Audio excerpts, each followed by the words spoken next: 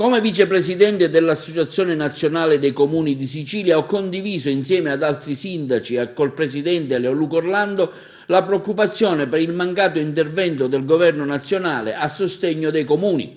A dirlo è il sindaco della città di Agrigento Lillo Firetto, che spiega: il timore è stato espresso con la richiesta urgente di un decreto cura città per venire incontro a quei comuni che vivono enormi difficoltà di bilancio e che tuttavia sono chiamati in queste settimane ad affrontare l'emergenza. Intanto ieri sera in città si è verificato il terzo caso di coronavirus.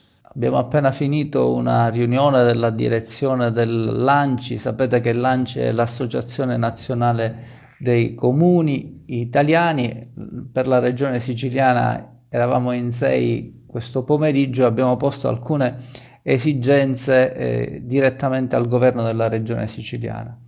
La prima di queste esigenze è che purtroppo molti dei soggetti che si trovano a seguito di tampone ad essere testati come positivi poi non hanno realmente la condizione familiare per poter viverla in isolamento, ragione per la quale si stima che occorreranno spazi necessari per fare in modo che in Sicilia queste persone siano nelle condizioni di isolamento assoluto e totale. Immaginiamoci dentro una casa che è fatta di 3 stanze e per esempio c'è un nucleo familiare con 5-6 persone, come si può realizzare l'isolamento?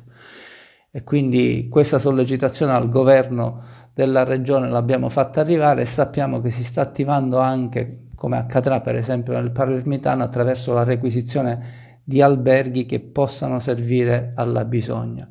Noi, per quanto riguarda la nostra città, nei giorni scorsi abbiamo posto la questione al CCS e nella eventualità che dovessimo avere, cosa che noi non ci auguriamo e cosa che io in cuor mio voglio ritenere fortemente remota, l'ipotesi di allocare accanto all'ospedale San Giovanni di Dio anche un ospedale da campo che sappiamo sia in condizioni, ne abbiamo parlato con il comandante provinciale dei Vigili del Fuoco, che la protezione civile può in tempi veloci allestire. Frattanto, come voi sapete, ne ho dato notizia ieri, aumenta l'allestimento dei posti di terapia intensiva a San Giovanni di Dio di Agrigento. L'intero terzo piano, dove sono allocati una serie di reparti, viene dedicato, si lavora in questa direzione, integralmente per l'osservazione di eventuali pazienti Covid. Devo darvi una notizia che non è buona, nel senso che oggi abbiamo avuto, è stato accertato che un'altra persona è positiva nella nostra città, quindi il numero sale. Questa volta però si tratta di una persona che non è asintomatica, ha tutti i sintomi previsti che sono propri del Covid-19. E trovo l'occasione per partire da questo caso per dire che ho posto fortemente la questione del tempo di realizzazione dei tamponi.